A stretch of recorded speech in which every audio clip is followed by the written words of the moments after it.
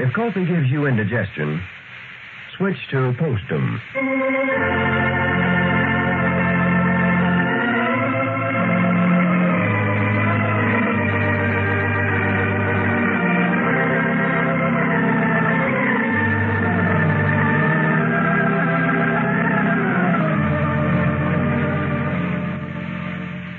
The makers of Postum, the favorite mealtime drink in millions of American homes, present those two lovable old characters from the hill country, Lum and Abner.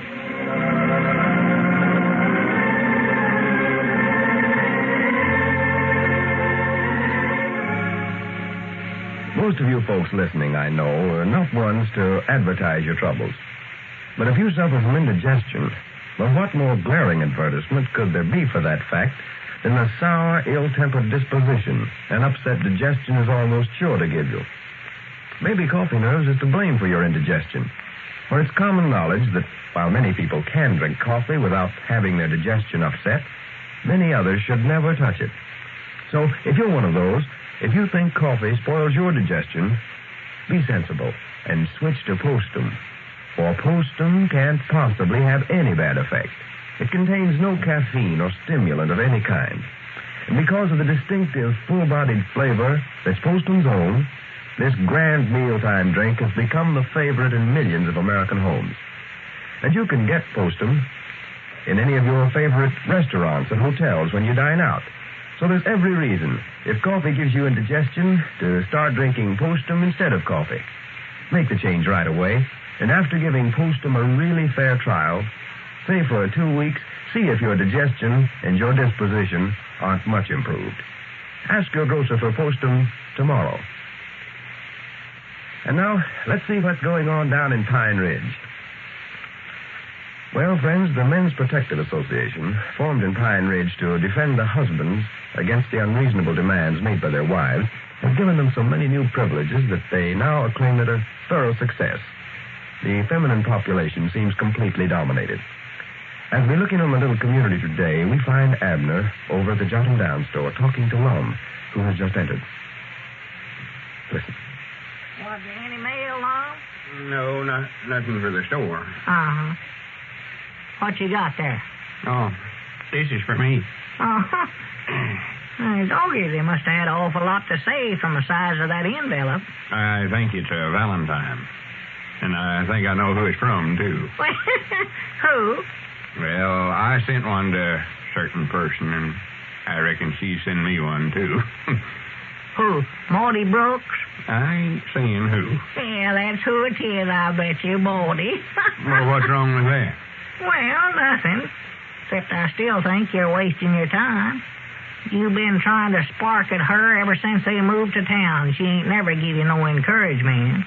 Oh, what do you want her to do? Throw her arms around my neck? Well, I don't care what she does. But anybody with half sense would know she don't care nothing about you. I seen you Sunday when you went over there and sat down by her and meeting, and she got up and scooted down to the far end of the bench, clean away from you. She's just bashful, I think. Yeah, she's any bashfuler than you are. Why, you never will get together then. Oh, I don't know. She must care something about me to send me a Valentine. What does it say? I don't know. I ain't opened it yet. Oh. But I can tell her right now if she wants me to be her Valentine, I am. Or will be. Well, what do they mean by that, Lum? That will you be my Valentine? What do they mean by it? Yeah. What is a Valentine, anyway? Why, it's, Granny's, I never had stopped to think about that. I know the 14th of February is it every year. Yeah. Somebody you like real good, you're supposed to send them a Valentine present. Let them know you're thinking about them and all that stuff. Uh-huh. Well, they always have pictures of hearts on them there, I've noticed. Yeah, love's mixed up in there somewhere or other. I don't know just how it works. When I sent Maudie, had a big red heart and R run through it, and then a little lace looked like a doily all around it. Right, pretty. Well, what's that supposed to mean, that big red heart and that lace and all that? Means you're in love with her. It's a good way of telling somebody without having to come right out flat-footed and saying it. Yeah. Well, I don't see how somebody'd think you's in love with them because you sent them a picture of a heart with lace all around it and everything. Well, it sort of means that Cupid's got you. Cupid. Don't you know who Cupid is? No, I reckon not. Who is it? You saw pictures of him, ain't you? Of him? Well, yeah, a little baby that goes around with a bow and arrow in his hand. Oh, him, yeah. Says 1940 on him. Him standing there by his grandpa. No, that's the new year coming in. But he favors him right smart. Does, huh? This one's supposed to go around and shoot people in the heart and make them get in love. Oh, Dad blame, he's liable to kill somebody doing that. He don't actually shoot you. Just call it that. Oh. Body falls in love, the saying is that Cupid shot him with a heart. But he never, huh? Well, I don't know. I believe he shot me. Huh? I don't mind telling you that Maudie Brooks has got me to where I don't know where I'm afoot or horseback. Well, if that's all that's worrying you, you're afoot, I'll tell you that. No, sir. She wasn't interested. She wouldn't be sending me no Valentine. That's the same. Well, go ahead, open it up, Lum. Let's see what it looks like. No. I'm going to wait till I get home to open it. Get home? Yeah. Get it all dirty down here. Oh, you won't. It's one of them pretty lace ones. I'm going to hang it right there on the setting room. Well, you can put it right back in the envelope. It ain't going to get dirty. Now, let's go ahead and take a look at it. All right. See what she's got. Why, look at you. You're so nervous you can't hardly get it open there. I know. It's the first little thing she did to show me how much she cares for me. Oh, it's all folded up. I'll bet. What's the matter? Nothing. Let's see it, Lum. Let's see it. Oh, it's just one of them comical. Now, hand it here. Let me see it. What does it say down there, that writing down I don't know, and I don't care. If he ain't a beaut, you reckon she means that you look like that? Just forget about it. Bunch of foolish. Look at them ears and that mustache. My doggy, that's growed on there. Or stuck on. Looks like a real one. Yeah. Let's see what it says here, Lum. Mr. Romeo. Well, I wish I had a Valentine, a charming prince that was all mine. Is that what that says, Sean? Yeah, that's the way it starts out here. Well, wait a minute. Maybe she ain't making fun of me after all. Sounds like she's sort of in love with me. Say she wishes she had a Valentine, huh? A charming prince. It was all mine, Yeah. Go ahead and read the rest of it. You see, a man that would be good and true. Bless her heart. But I don't want no part of you. Huh? You think you are a ladies' man, but no gal could love you with that pan. Your face looks like a plate of hash with that handlebar mustache. So I'm still looking for a man divine, but you're just a comic Valentine. Now, what's her dad blame funny about that? Well, that's a funny way she's got to tell you she loves you. Give me that thing. Now, wait a minute. Now, don't tear it up, Lum. I want to show that to Grandpa. If you mention this to old Abner Peabody, I'll whop you right on top of the head. Got to where I can't even read my private mail around here without you telling it all over town. Oh, swan to goodness, tearing it up. You ought to be ashamed of yourself. And I ain't told nothing to nobody, neither. Wouldn't go telling nothing on you. Your face looks like a plate of hash with that handlebar mustache. That's a gooder. I wish you hadn't tore that up. I'd love to have kept that thing. Granny, that settles it. I'm a good mind to join that Men's Protective Association myself. I believe I could lawsuit her for sending such as that through the mail.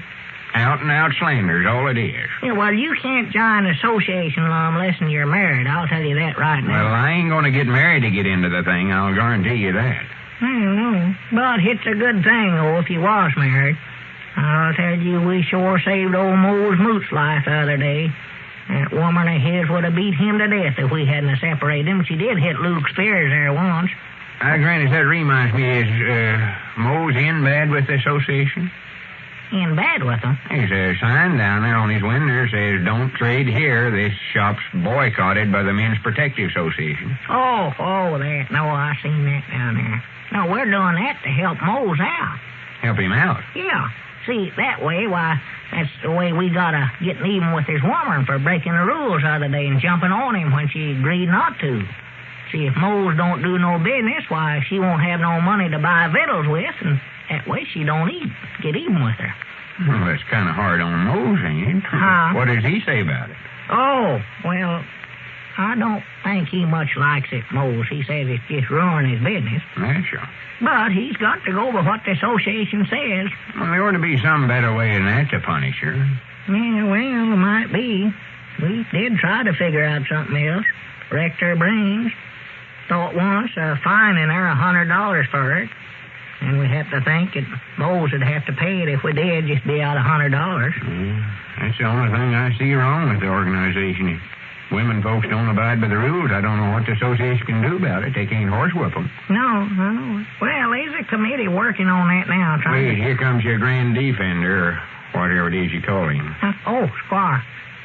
Maybe they found some way to punish these women when they bust the rules.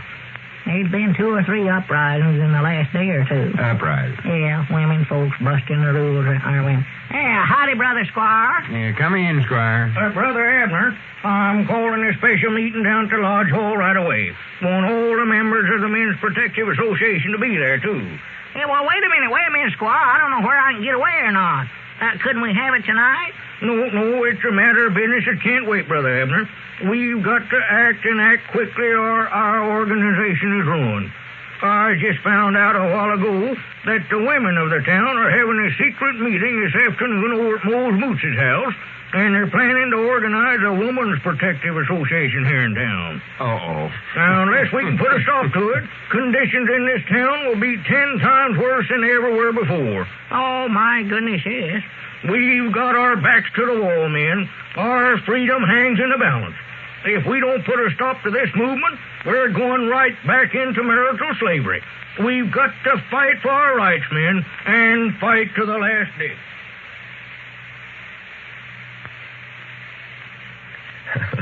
Well, it seems as though civil war is brewing in Pine Ridge. Did you ever stop at the end of a day to add up the number of times you'd been cranky and peevish with someone? Maybe you snapped at a clerk who couldn't help keeping you waiting. Maybe you lost your temper with your own family. Well, I know you'd much rather be cheerful and good-natured all the time. So consider this possibility. Maybe coffee nerves are making you tense and irritable. For while many people can drink coffee without ill effects, many others cannot. And that's why, if you think you have coffee nerves, you'll do yourself a real favor by switching to Postum. Well, Postum is entirely free of caffeine or stimulants of any kind. There's absolutely no chance of it getting on your nerves.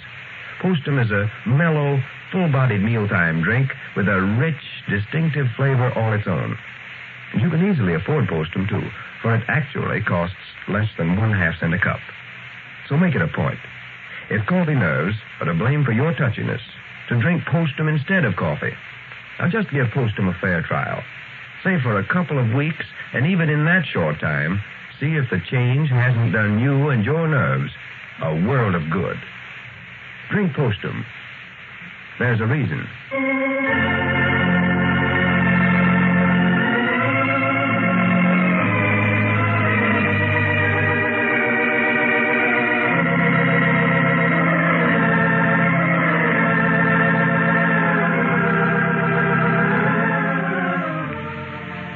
Now, don't forget, friends, be with us next Friday evening at this same time when we again visit Pine Ridge with Lum and Abner, who say, most kids who spend their youth raising Cain spend their old age walking with one. Lou Crosby speaking. And remember, Postum, your best bet for a good night. This is the Columbia Broadcasting System.